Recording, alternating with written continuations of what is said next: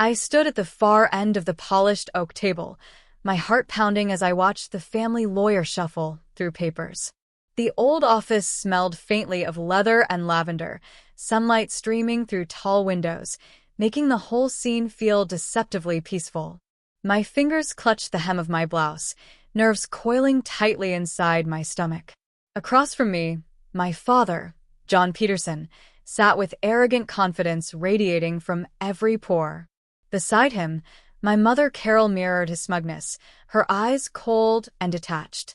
Their hostility crackled through the silence, thickening the air. The lawyer, Mr. Hastings, cleared his throat, adjusting his glasses. "We're gathered here today to discuss the will and testament of the late Margaret Peterson." My father leaned forward, a mocking sneer curving his lips as he interrupted loudly, "Let's save some time. My mother left everything to me and my wife, Carol. She understood loyalty, legacy, family. Which, unfortunately," he paused deliberately, glancing at me with a cruel smirk, "doesn't include certain imposters." My cheeks burned as my cousins and distant relatives murmured uncomfortably, eyes darting toward me. "What exactly do you mean?" Mr. Hastings asked calmly, though he clearly knew the answer. Dad's smirk widened, making me tremble with suppressed anger and hurt. "Isn't it obvious? She's not even my real daughter," he said loudly, his voice echoing against the room's high ceilings. "An unfortunate mistake we tolerated for far too long. She gets nothing." My mother nodded firmly in agreement, her expression stony, devoid of maternal warmth. "It's time the truth came out," she said icily. I drew a shaky breath, fury and sadness swirling inside me. But instead of breaking, I met their eyes steadily, forcing my voice to remain calm. "Will you still say that after what's coming tomorrow?" Confusion flickered across Dad's arrogant expression, quickly replaced by irritation. "Spare us the dramatics," he scoffed, waving dismissively. "There's nothing you could possibly say or do to change your circumstances." I didn't argue, didn't try to explain. Instead, I turned gracefully to Mr. Hastings. "Please continue." A flicker of something like respect passed over his face as he nodded, resuming his reading. "Mrs. Margaret Peterson's wishes are explicitly detailed here. To my son, John Peterson, I leave the estate at Maple Grove and the majority share of Peterson Enterprises. To Carol Peterson, I leave the summer house in the Hamptons. And," Mr. Hastings paused significantly, eyes flicking up to meet mine with quiet reassurance, "to my beloved granddaughter, Sophie Peterson." Dad snorted bitterly. "Beloved granddaughter," he mocked sarcastically under his breath, provoking more uncomfortable shifting among the others. Mr. Hastings raised his voice firmly over my father's interruption. "To Sophie Peterson, I leave the envelope I entrusted to her personally last week, containing my sincerest wishes and instructions." My father's mocking sneer faltered, his eyes narrowing with suspicion. He clearly had known about any envelope. "What envelope?" he demanded sharply. Without breaking my gaze from Mr. Hastings, I felt a surge of courage. "You'll find out tomorrow," I replied softly but firmly. The room buzzed quietly with whispers and speculation. Dad shot a glare in my direction, irritation now mixing visibly with worry, as uncertainty gnawed at his arrogant facade. Even my mother's composed mask cracked slightly, betraying a hint of anxiety. I nodded politely at Mr. Hastings. "Thank you," I said simply, turning to leave. Outside, in the crisp autumn air, I paused to steady my trembling legs, breathing deeply. I knew tomorrow everything would change. The envelope contained more than mere words. It held secrets powerful enough to shift the foundations of our family forever. But despite their cruelty, I wouldn't wield those secrets harshly. No, my revenge wouldn't be bitter or cruel. It would simply reveal truth and offer redemption, two things desperately needed. The faint sound of footsteps approached behind me. I turned, startled, to find my younger cousin Emily hesitating shyly. "Sophie? Are you all right?" I smiled gently, touched by her sincere concern. "I will be, Emily," I reassured her softly. "After tomorrow, everything will finally make sense." Emily's eyes widened, but she didn't press. She just nodded quietly, reaching out briefly to squeeze my hand. Whatever happens, we're family. Yes, I whispered, heart aching with gratitude. Real family. As Emily retreated back inside, I squared my shoulders, feeling a strange but welcome peace. Tomorrow would bring upheaval, pain, and revelations, but it would also bring healing. After years of humiliation, neglect, and emotional cruelty, tomorrow would finally bring justice. Not harsh, but honest and pure. And I was ready for it. Sleep was elusive that night. Dreams tangled with flashes of past hurts, my father's cold eyes, my mother's indifferent dismissal, and the biting humiliation I'd endured for years. Each painful memory strengthened my resolve. Morning couldn't come soon enough. Sunrise broke softly, golden rays spilling gently across my small, cozy bedroom. I rose swiftly, determination coursing through me.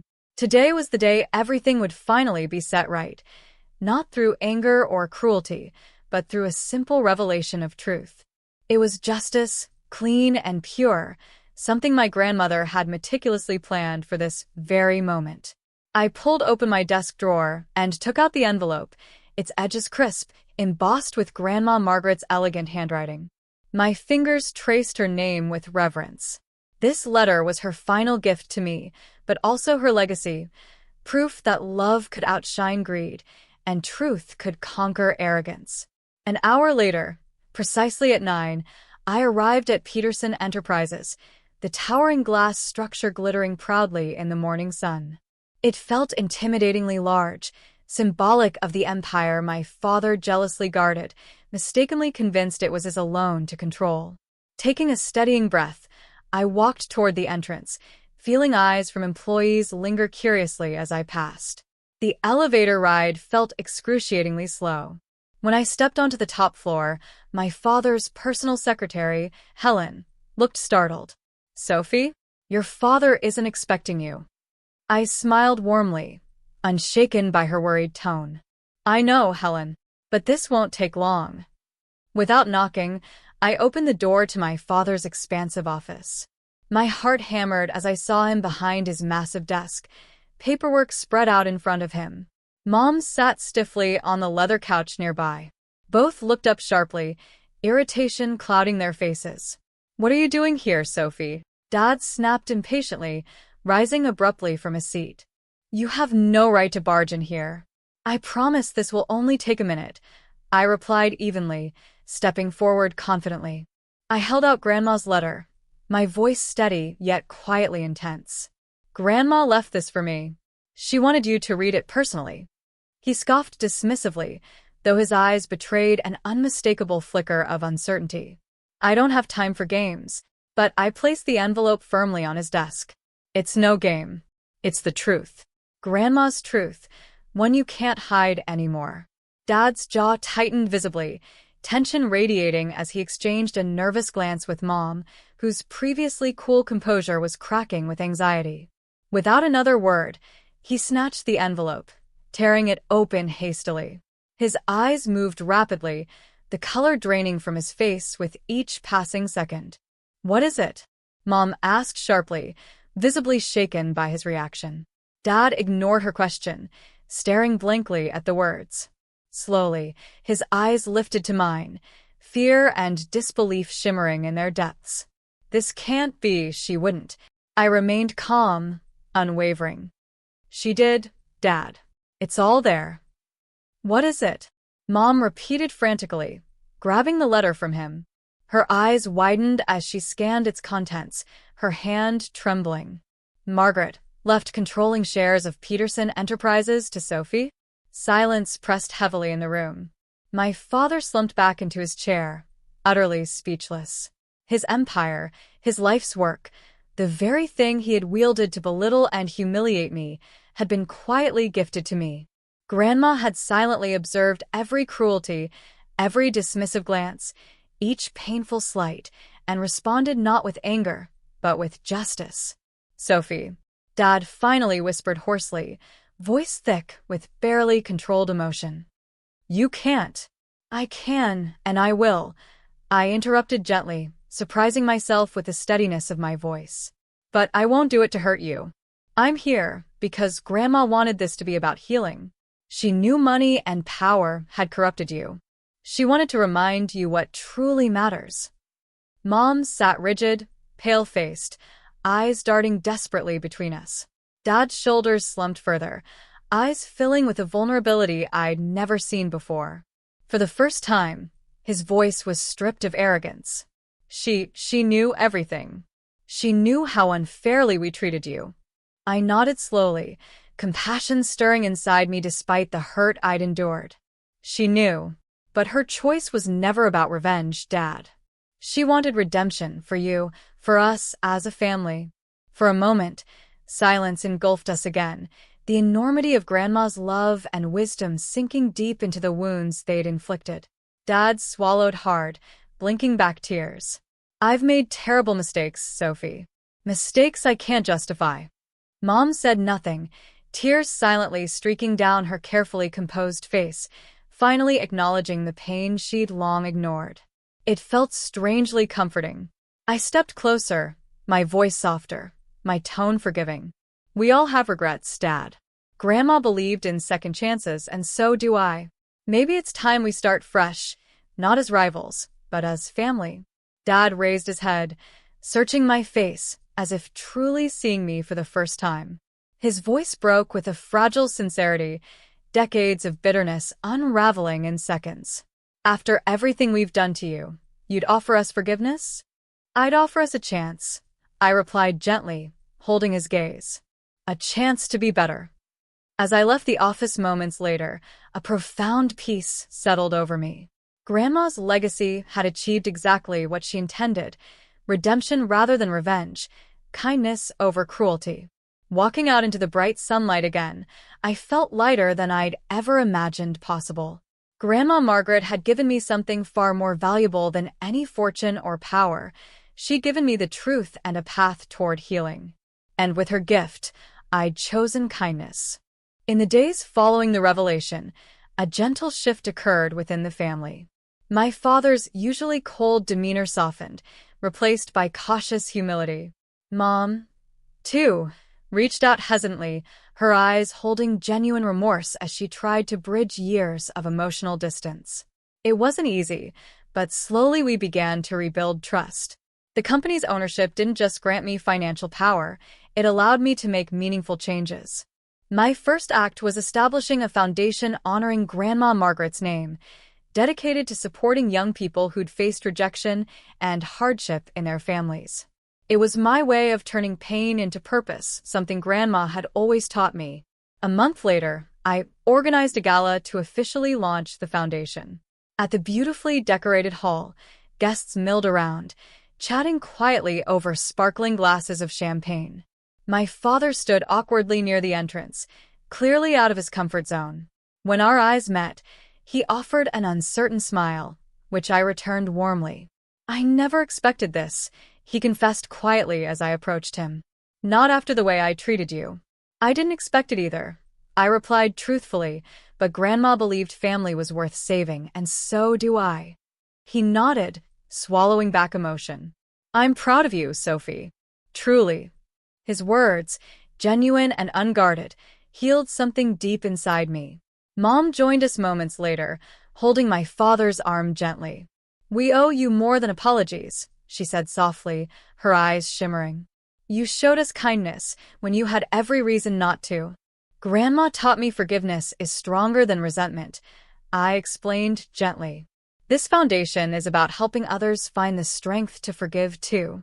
As we talked, I spotted Emily approaching, her face glowing with happiness. You really did it, she whispered excitedly. Grandma would be so proud.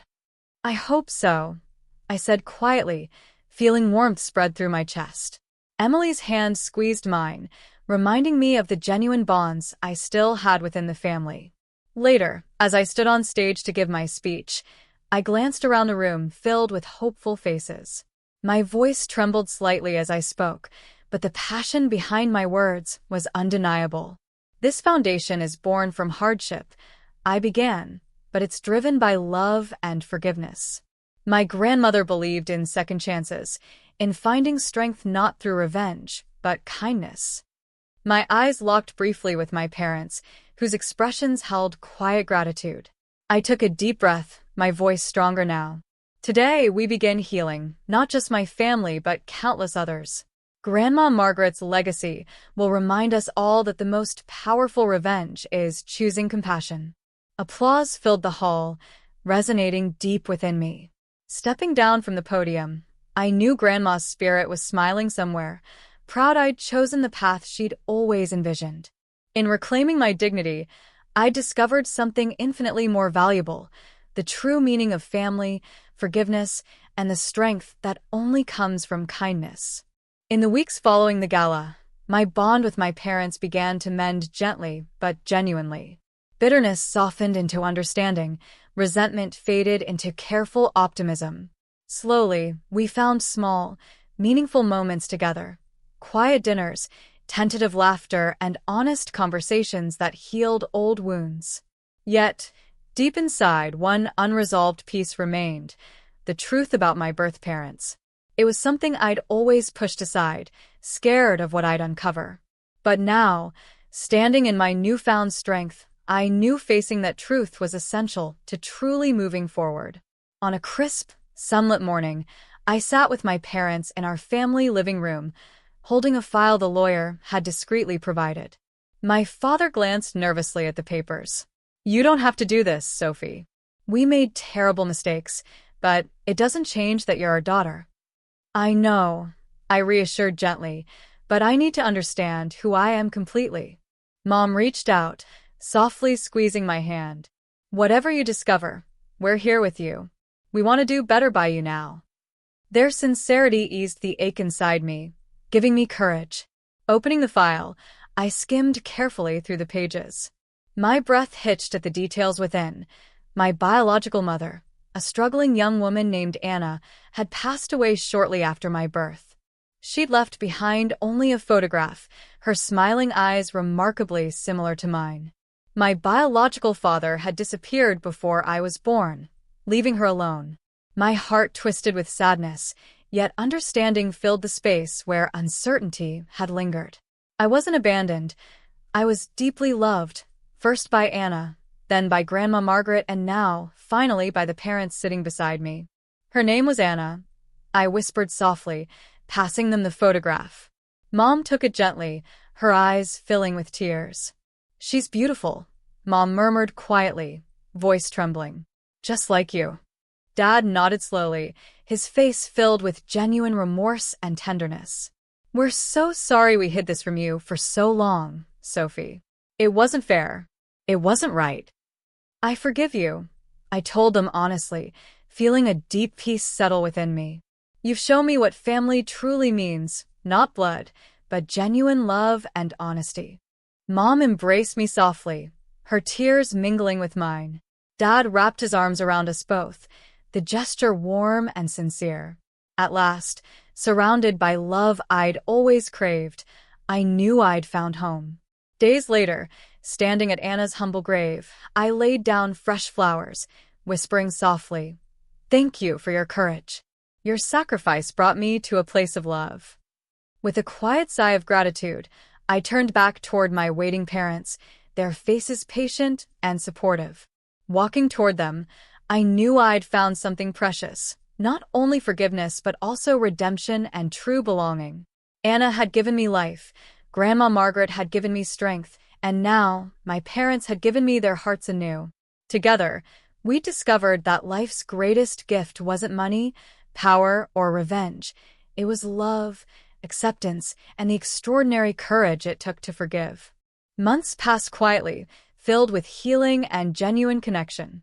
The once painful void in my heart gradually transformed into warmth and fulfillment.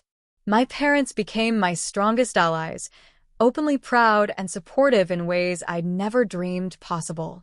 Through our shared journey, we became something stronger, a family built not just on blood or obligation, but on sincere love and forgiveness. Peterson Enterprises flourished under my leadership, not driven by greed or ego, but guided by Grandma Margaret's compassionate legacy. The foundation became my life's passion, helping hundreds find hope, healing, and second chances. Every day, my grandmother's wisdom resonated in my heart, guiding me gently but firmly toward kindness and purpose. One bright afternoon, I returned to Grandma Margaret's old estate, the peaceful place she once called home. The maple trees she loved so dearly whispered gently in the soft breeze. Standing beneath their comforting shade, I closed my eyes, breathing deeply. "You'd be proud, Grandma," I murmured softly. "I kept my promise. I chose kindness, just like you taught me." Behind me, footsteps approached softly. I turned to see my parents walking slowly toward me, holding hands, their expressions serene and filled with warmth. "We've come a long way," Dad said, his voice quietly reflective. "Thanks to you." "No," I corrected gently, smiling softly. "Thanks to Grandma, and thanks to all of us for choosing forgiveness." Mom squeezed my hand lovingly. "You showed us how to heal, Sophie. You changed us." Emotion filled my chest, tender and profound. The hurt and rejection of the past felt distant now, overshadowed by the genuine bond we'd created through forgiveness and understanding. We stood there quietly, basking in the peacefulness surrounding us, each lost in thought yet beautifully connected. At that moment, beneath the whispering leaves, I finally understood Grandma Margaret's greatest lesson. Real strength was never in revenge or anger. It was in compassion, redemption, and the courage to choose kindness even when it was hardest. Later, as the sun dipped gently behind the horizon, painting the sky in soft hues of orange and purple, I felt truly content. Life had tested me in unimaginable ways, but it had also taught me powerful truths.